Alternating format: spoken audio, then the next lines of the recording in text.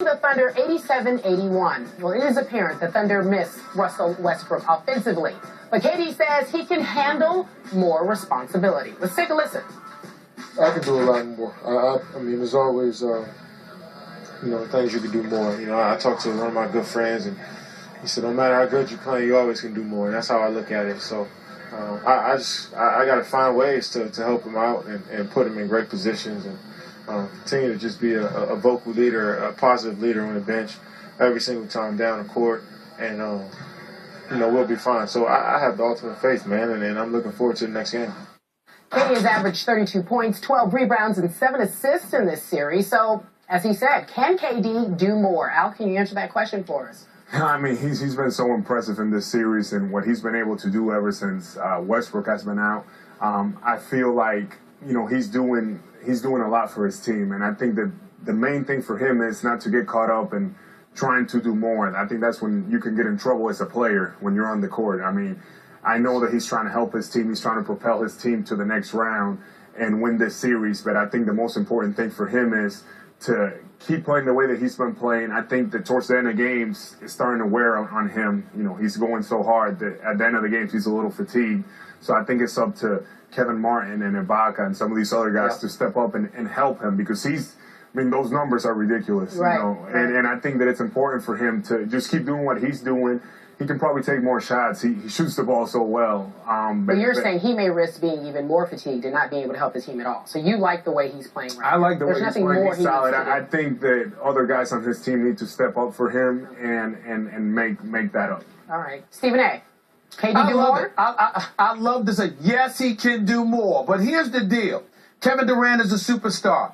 He's losing this series. The Memphis Grizzlies will go to the next round. And I couldn't be happier for Kevin Durant. This is the greatest thing to ever happen to him. This dude walks around averaging 28 a game. He's averaging about 31 in this series, okay? And it still isn't enough. Now, granted, Russell Westbrook's gone down. It would be nice for Serge Ibaka, Kendrick Perkins, and Thabo Sefolosha to do something more than give you 6 of 25 shooting from the floor combined, I might add. It would be nice for Kevin Martin. Yeah, we know you're not James Harden, but you don't have to be. But can you give me more than 13 points? All right? Can you make me a favor for crying out loud? It would be nice of him. But in the end, what it comes down to is this, Skip and Al. Here's the deal. You're Kevin Durant.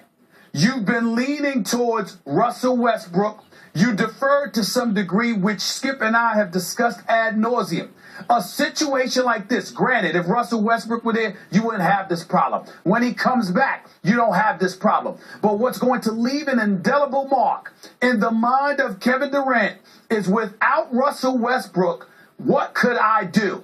You've got to ask yourself that question. Maybe if you were accustomed to being a bit more assertive as opposed to deferential, you'd know what to do. You'd be accustomed to doing more instantly and instinctually as opposed to learning on the fly. Maybe, just maybe, put some more pounds on. You can take some of that punishment, okay? So the conditioning that you're alluding to, or that Al alluded to, is not something you're succumbing to and is really knocking you down. He's a relatively skinny guy. Al, I've said this to Skip. Please tell me if I'm wrong, Al. You would know. As great as Kevin Durant is, you trying to tell me if you're a big boy like yourself, you don't see a skinny dude like him wreaking havoc, and you don't scratch your head and say, you know what, maybe you need to feel a little forearm or an elbow or something. I got to do something to stop this brother because he's a bad boy.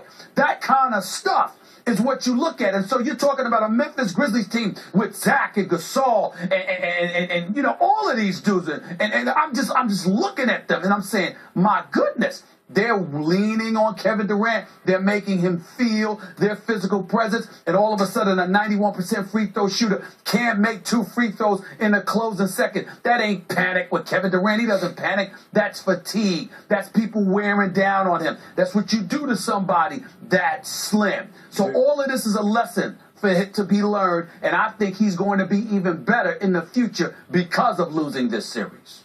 Yeah, and I think you're 100% right about the fatigue wearing on him. I think that him guarding Marc Gasol at the end of the game, I mean, that takes a toll on you. Having to give up that much weight and having to put up against them. Kevin Durant, he's really a two-guard. You know, he's used to guarding smaller guys, and the only way you can stop him is by being physical with him and holding him up. I don't know if putting on weight for him necessarily is going to help him because he's so athletic, he's so gifted. But I do feel like, you know, one of the things that is going to help his game is, like Stephen A. said, be more assertive. Right. He's being more assertive now. He's having to take that leadership role more as opposed to in the past with Russell. He can kind of fall back more, and Russell has that kind of personality that he kind of takes over. He's aggressive, he's strong. But I think this is good for Kevin. I think it's going to help him grow as a player. You think he's going to lose the series? See Memphis advancing? I do see Memphis advancing. I think that they're playing great basketball right now. Marc Gasol, Zach Randolph, and Mike Conley's been playing great too, and Bayless off the bench. So I feel like they are going to advance. Who was that off the bench? Bayless.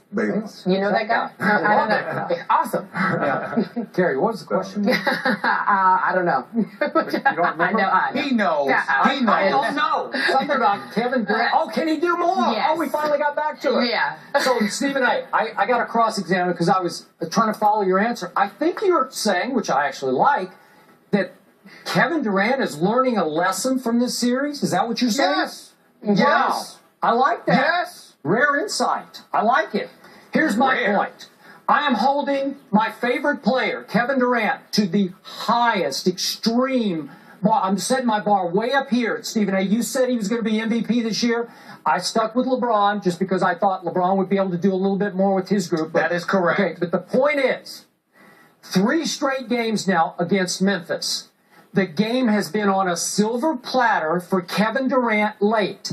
The first time, he closed that deal. He dribbled the ball up the floor 6 straight times, and he made 5 out of 6 shots. The second time, game 2 in Oklahoma City, Thunder up 1 with 2:41 left, Stephen A. And what happens? Memphis goes on a 10-3 closing run, and I thought just stole the game. In that stretch, Kevin Durant, 0 for 2. Then, as you point out, Stephen A., game 3, it's 81 all late, thanks to a Derek Fisher 3. And what happens? Kevin Durant misses 2 for, you can't miss, I don't care how tired you are. You're the man. I mean, you got to make those 2, we'll make one of them. And Stephen A., Memphis, at home, albeit, closes out with a 6-0 run, and Kevin Durant missed another jump shot in that run. No good. You're better than that. It's your game. Who's the best player on the floor by far? It's Kevin Durant. I'm sorry. You have to close one of those 2 deals, and it's a 2-1 series for Oklahoma City. But Skip, in all fairness, let's be clear about something here. You have been on the record as well, talking about how highly you respect Memphis. Not only do they have a great coach, not only do they have 2 bigs who play big, a la Al Horford style of basketball, but you also got a guy that is a friend of our show that spent time with us in the NBA Finals, and Tony Allen, who is a big-time defender. A matter of fact, let me put this on the record here. Tony Allen deserved stronger consideration for Defensive Player of the Year honors. This dude is a big-time defender. All I'm saying to you is everywhere you turn on Memphis, this is who you're going up against. As great as Kevin Durant is, Memphis is that great defensively. Okay. These boys play collective defense. 2 quick points. Tony Allen is 6 feet 3 inches tall. Kevin Durant is 6'4", 6'5". Yeah, he's not that tall. He's not that I thought he was. I thought he was. Okay, Kevin Durant is, we got the wingspan. He plays 7 feet tall. He should have his way shooting over Tony Allen. And in games 1 and 2, Lionel Hollins went with Tayshaun on Kevin Durant most of the game, right? Yes, you're right. Okay. But what I'm trying to say to you is understand this and think about this. And Al, please chime in if I'm wrong. Skip, one of the nightmares of having an elite defensive team that you're going up against is when they're versatile defensively. Tony Allen's shorter, but he's cutting off your legs. Tayshaun's longer, so he's contending with you in terms of face-to-face and what he can bring to the table. And then you got the big boys leaning on him. And then on top of it all, he found himself in defensive situations where he literally had to try and defend Marc Gasol with him feeling Marc Gasol's forearms and elbows and leaning on him and what have you. The combination of that variety of defensive maneuvers, the kind of stuff you've been exposed to physically, wears on you, Skip. It's like, oh my Lord, where am I going to get hit at next? I got hit in the legs by Tony Allen initially. I got hit up high by Tayshaun Prince. I'm getting hit in my midsection and my back and my arms and all of this stuff every time I run around. The combination of those two things, combined with the minutes played, combined with the fact that he's a finesse player, not accustomed to that level of continuous contact, is going to have an impact. Correct me if I'm wrong, Al. No, I think you're right. I think it does wear on your body, and especially in a playoff series. I mean, you know, you played a long season, and in the playoffs, you happen to play a physical team. You know, we played Indiana in the first round, and it was every game was like it took a toll on your body. Yep. So, you know, they already played a first round. They're in the second round. They're playing Memphis, a physical team, a tough team. And I think for Kevin, that holds true. I mean, I think he is taking a beating, and it's taking a toll on his body. There's no question about it. It's for him to mentally now push through that and try to will his way to wins. And I think, you know, he has the potential to do that. You know, silly me, I must have bought into that Gatorade commercial. Did you? You know, Kevin's riding his bike and he's bench pressing, you know, like drinking Gatorade. Skip, Drink some more Gatorade, Kevin. Skip, you see big guys that see a skinny guy like that on the floor, that is that lethal of an offensive player. They drool at the mouth. They salivate at the opportunity to put their body and their hands on that man. That's what he's going through right now. He'll be better for it. Trust me. He'll be better for this. All right, Stephen A., leave it there. Al, you're going to hang out, right? Yeah. You enjoying yourself? Yeah.